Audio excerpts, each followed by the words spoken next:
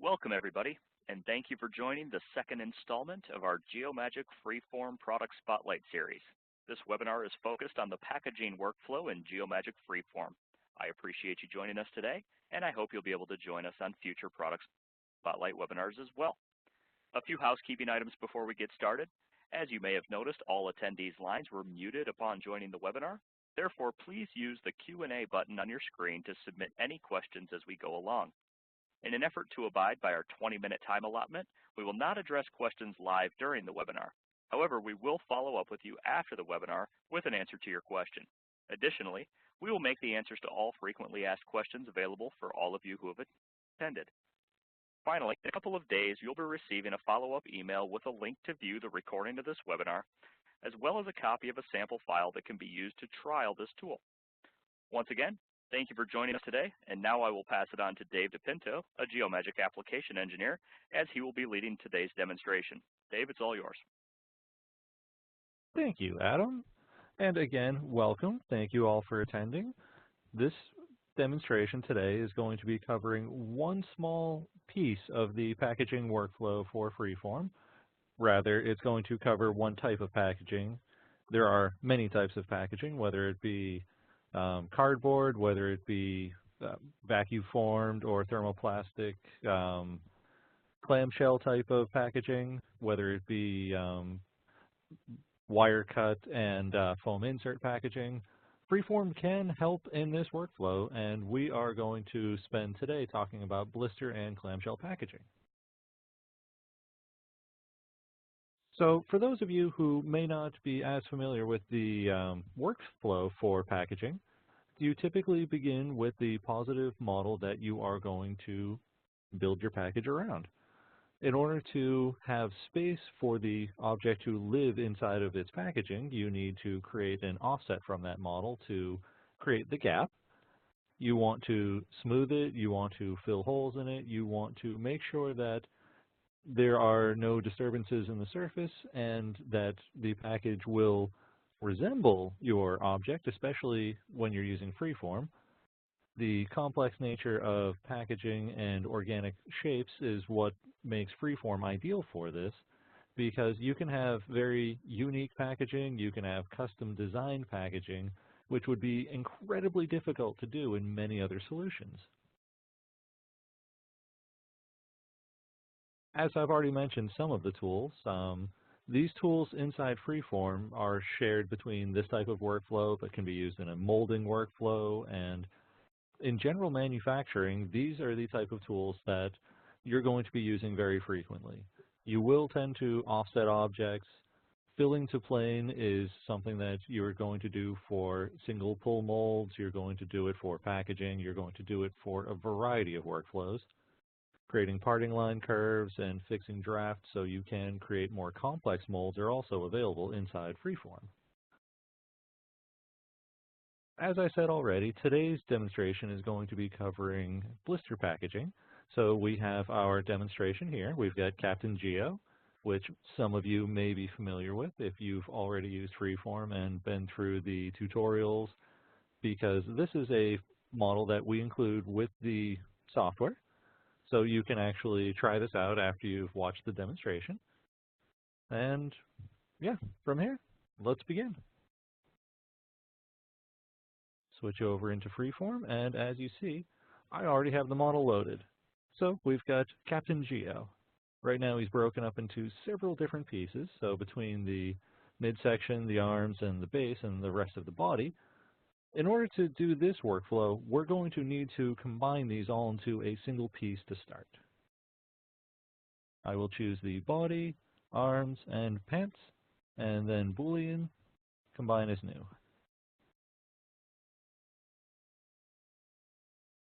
For good housekeeping, I'm going to rename this, so I'm going to call this model, and I'm also going to change the clay coarseness. This will speed up the demonstration as well as making it much easier to smooth and interact with. So I will choose about 0.5 millimeter. Depending on the complexity and the amount of detail you want to keep, you may want to change your values when you're doing this in production, but again, this is a demonstration. Yes, I understand that I will lose some detail. And honestly, we didn't lose that much. It softened a tiny bit. So I'm also going to duplicate the base and call this base copy and set the clay coarseness to match the model I just changed. Select and collect all of the previous files so I don't have them cluttering up my object list. So we have our object prepared. Now I'm going to show the plane that I've already established for the backing of this mold. So let me look from the side, and you see the model and the base are just in front of it, so there would be room in the packaging if this was the back wall of the packaging. I need to move my base to look like the screenshot I showed in the beginning.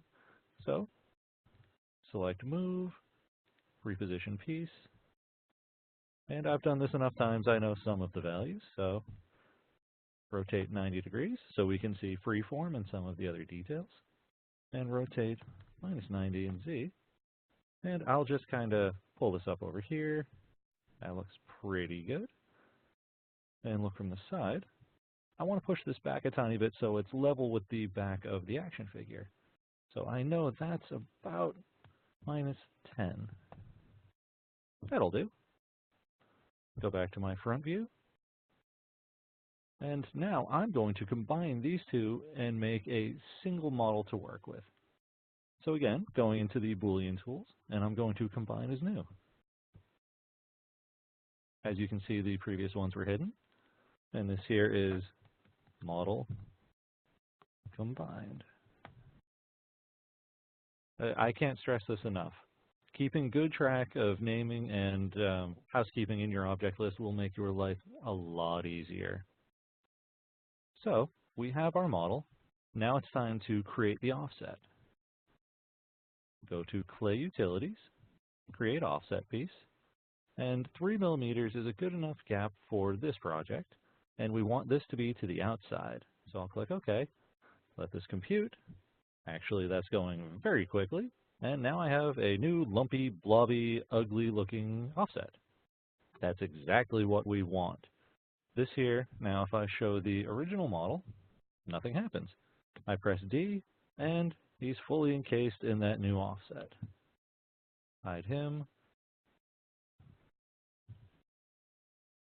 We do have a little bit of a hole here that we want to fill up. We want to make sure that this here is a continuous surface, and a couple little gaps here in the other part of the model. Smoothing will actually take care of a lot of this. So if I go into Sculpt Clay, Smooth Area, select the entire piece and set Smooth really high. I click the Smooth button a couple times. Because we're working with digital clay and voxels, the volume is actually part of the calculation, so I'm not so concerned about the surface, but instead this here is filling in gaps. I'm not going to be left with intersecting faces. I'm not going to have a lot of other things to deal with. So I don't have to be as concerned about the technical details while I'm more concerned about the profile, the artistic integrity of the project I'm working on. Did not fill in this hole over here. Didn't think it would. So if I go to Construct Clay, Add Clay, and turn on my ice cream cone, I can add clay in here and just fill this gap. That's all I need. Oh, a little bit of a hole right there.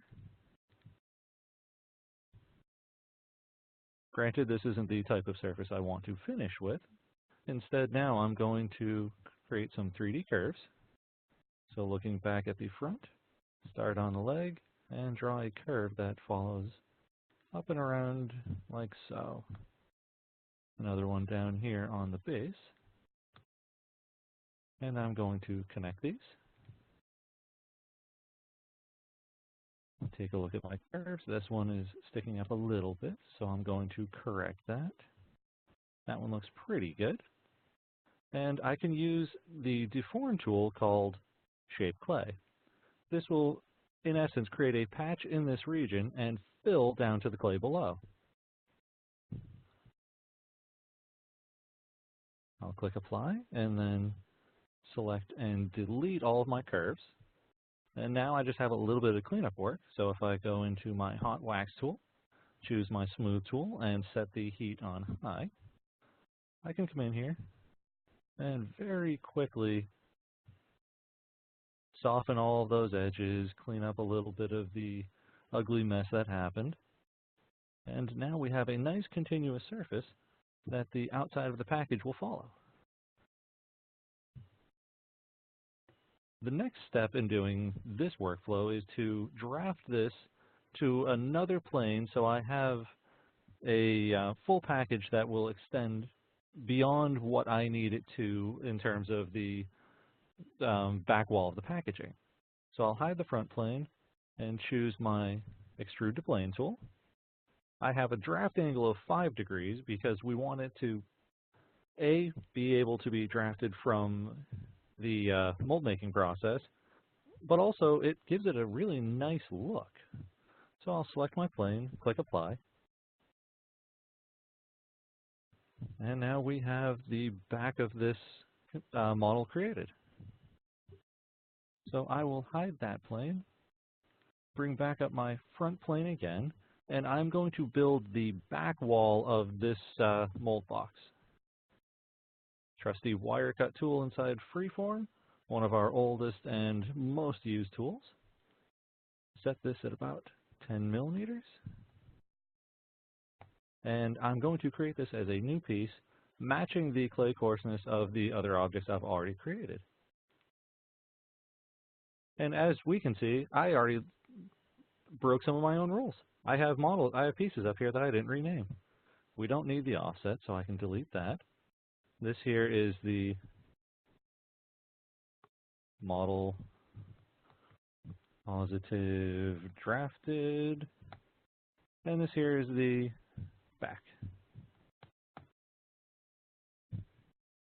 I can hide my plane, and right now, if I were to combine these two together, simple Boolean combine is new, I have a completed part. We have a relatively sharp edge based on the clay coarseness, and this would work as the basis for a vacuum-formed mold. If I turn on my see-through and turn back on my model, well, you can see that inside the packaging, everything seems to work.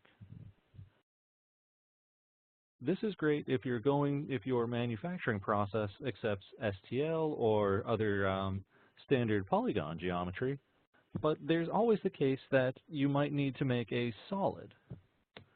So I'm going to hide this combined piece, go back to my front plane, and very quickly make a new back out of a solid. Same parameters. So this will be 10 millimeters. And now if I turn back on my model positive, I'm going to auto surface this. Default settings will work fantastic. I will click go and let this calculate.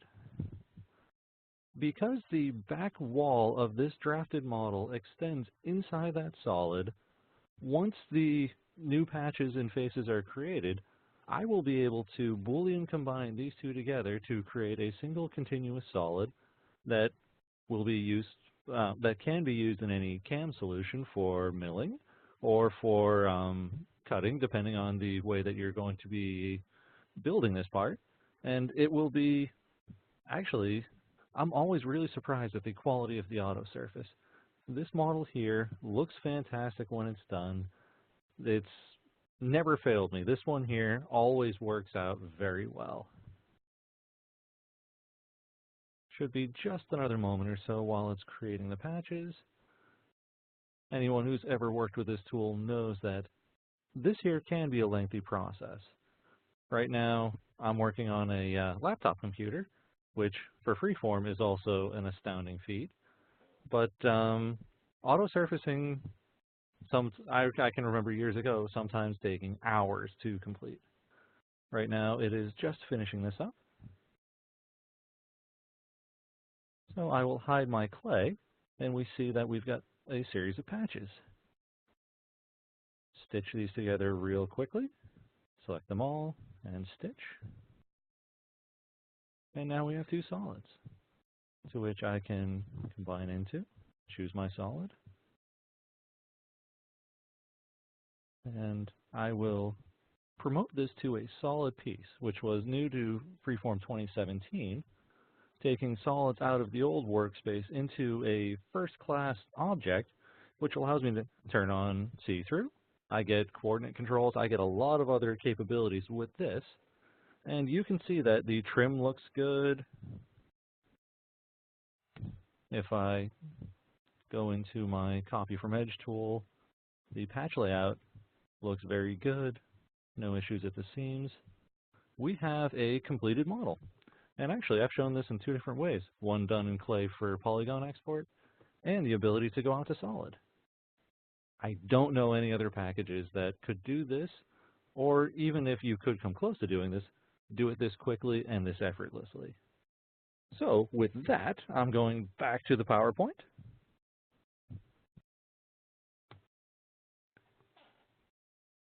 If you want more information about our software, go to 3dsystems.com.